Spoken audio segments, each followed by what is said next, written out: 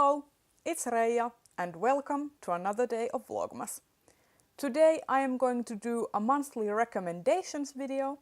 Monthly Recommendations is a Goodreads group that was started by Trina from Between Chapters and Kayla Rain, and there are other moderators and hosts currently running it. I will leave links to the Goodreads group down in the description so you can check it out if you want to join.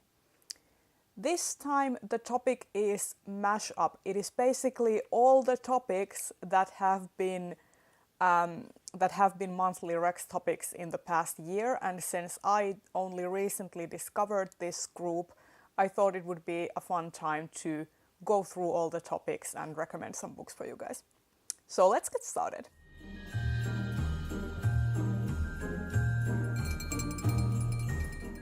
First prompt is best first book in a series, and while I love The Stone Sky to bits and I think that it is equally as good as the 5th season, I still think that the 5th season is a fantastic start to the trilogy and it is not easily topped.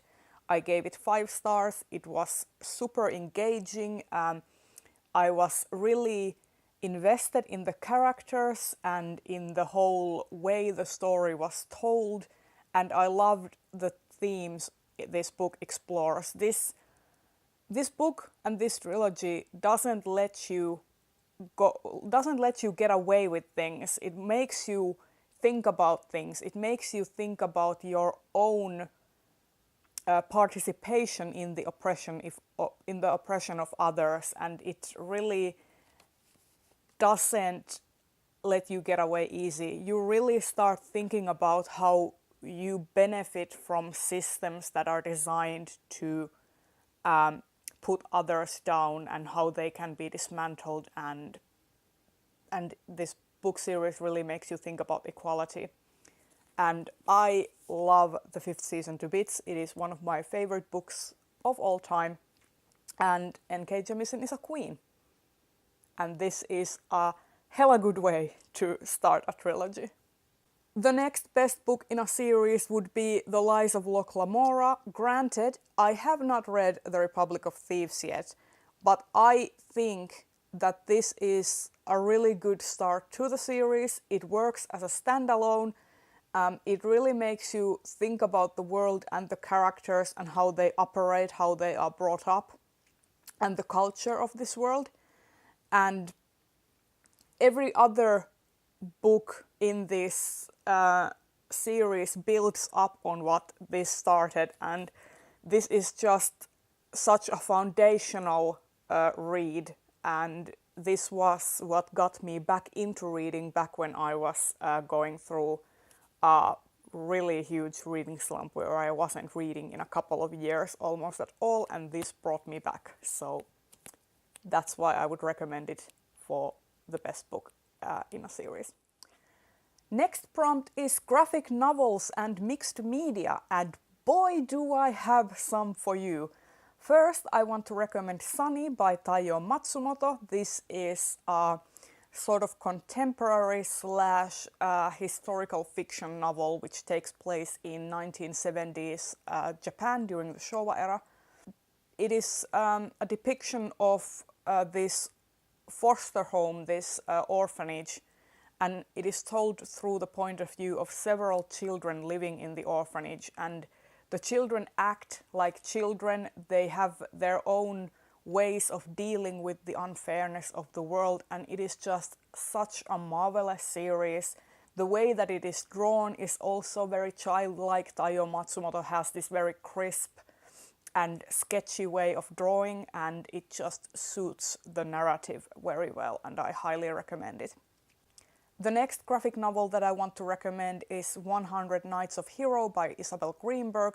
This is a feminist retelling of the 1001 Nights with Scheherazade, and this is a story about Hero and her female love interest, and she is trying to save her lover from being implicated in an adulterous affair which is orchestrated by her lover's husband, who is a complete and utter douchebag.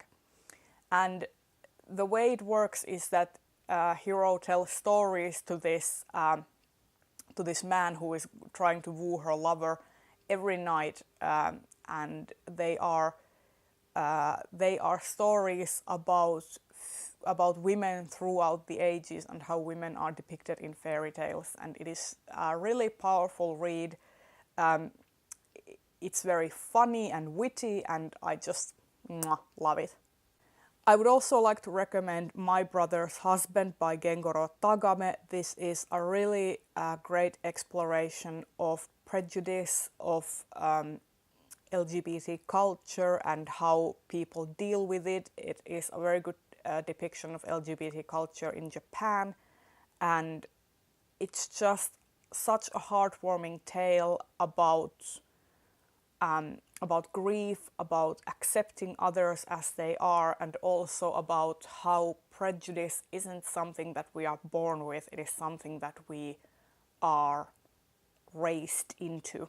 And this is just so wonderful. I love it. And finally, for the graphic novel category, I would like to recommend The Prince and the Dressmaker by Jen Wang. This is a fantastic exploration of gender identity, gender expression, and it also has a very beautiful romance. The main character is gender non-conforming, but they go by male pronouns.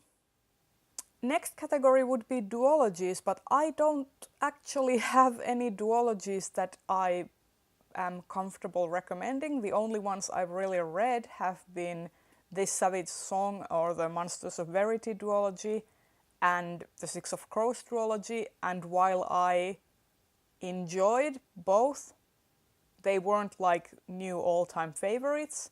So if those are something that you would like to check out, go ahead, but unfortunately I don't have like a solid personal recommendation for this category. Next prompt is mental health representation, and for that I would like to recommend My Lesbian Experience with Loneliness by Nagata Kabi.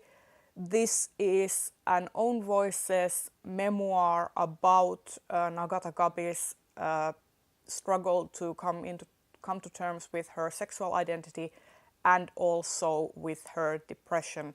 And it is very relatable and very graphic, and the way the depression is handled in this is very rough. It's very, like, if you are looking for like solutions to problems, this book doesn't really give you them, but it is a really good exploration of what depression and anxiety are, and also for me it gave hope in a lot of ways, because I could see that someone else was struggling with the same things that I have been struggling, so highly recommend this one. Next prompt is books that BookTube made you read, and for this I will go with Stay With Me by Ayòbámi Adébáyò. This is an exploration of family, of infertility, of very toxic relationships and the expectation on women to produce children and the way women are vilified for it, and how men are not vilified for it in the same way, and how men have agency in making family decisions in a way that women don't. And I really enjoyed this story, and it was very a rough reading experience, but a very quick read too, so I would recommend it. And the next book for this prompt is Song of Achilles by Madeline Miller. I will link the wrap-up where I discuss this book in detail to the card, so you can check that out. But I just found that this book was really magical. It made me interested and engaged in the Iliad and in the Trojan War. I have read Iliad previously, but I think that this book was a very humane and human way of telling the story, and I loved Patroclus and Achilles as characters. They were both very flawed and made dumb mistakes, and that just added to their humanity, and I really enjoyed this book. Next prompt is audiobooks, and for this I want to recommend Born a Crime by Trevor Noah. I think the audiobook is pretty much the only way to go with this. Trevor Noah narrates it himself, and it is basically a memoir of him growing up during the last years of apartheid and how he dealt with it and how that influenced his upbringing. And another audiobook that I really loved is The Poet X by Elizabeth Acevedo. This is also narrated by Elizabeth Acevedo, and I love this. I first read this book in the physical format and then went ahead and read and listened to it on audio, and it was a very good experience. I felt like I got a lot more engaged with the story and the way the poems were supposed to be read, and it was really fun. Seventh prompt is books worth a reread, and for this I would recommend Animal Farm by George Orwell. I have read this in Finnish, I have read this in English, and I have reread this a few times, and I just feel that this is a gift that keeps on giving. I am constantly getting new things out of it, and unfortunately this book never seems to stop being relevant. Next up is underrated books, and for this I want to recommend The Psychology of Time Travel by Kate Mascarenhas.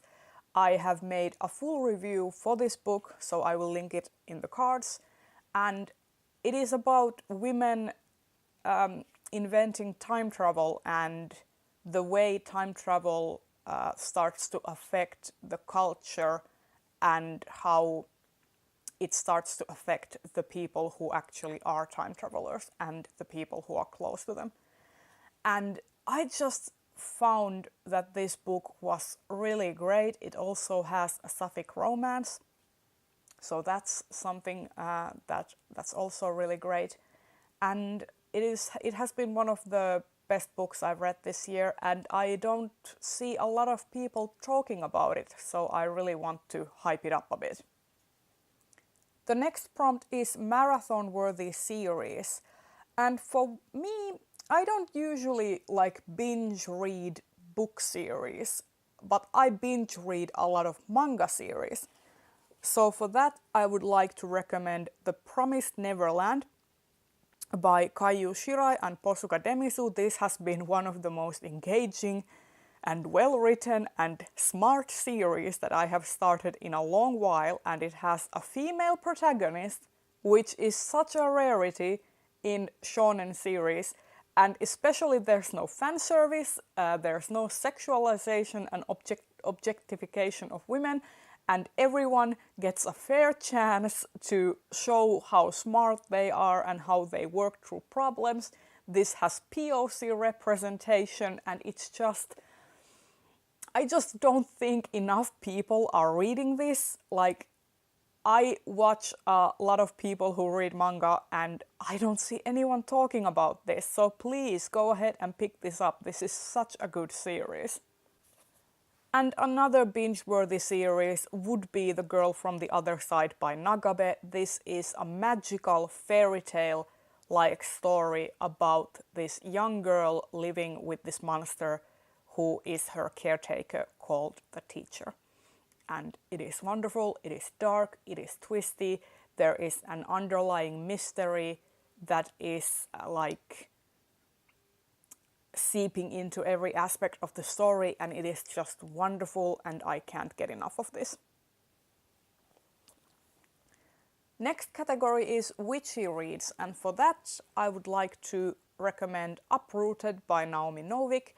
This is a fantastic kind of like Eastern European inspired fairy tale about nature and the woods and this kind of evil that lurks in the wood, and how there's magic in nature, and I love this book. I think I love it so much because it reminds me of so many stories that were read to me when I was a kid. And the next witchy book I want to recommend is The Brown Girl in a Ring by Nalo Hopkinson. This is sort of dystopian urban fantasy that is steeped with voodoo magic and Caribbean history and fairy tales and folklore, and it is really good. It is a standalone, it is very short and sweet, and it is super dark, and it just makes you think, and I really recommend it. If you are looking for a different kind of witchy read, this is super good. And the final prompt is relatable characters, but I have done a full video on that topic, so I'm not going to cover it here. So this has been my take on monthly Recs mashup. I hope you enjoyed this video. If you did, please consider giving it a thumbs up and subscribe to my channel if you want to see more videos like this. I will see you in the next one. Bye bye!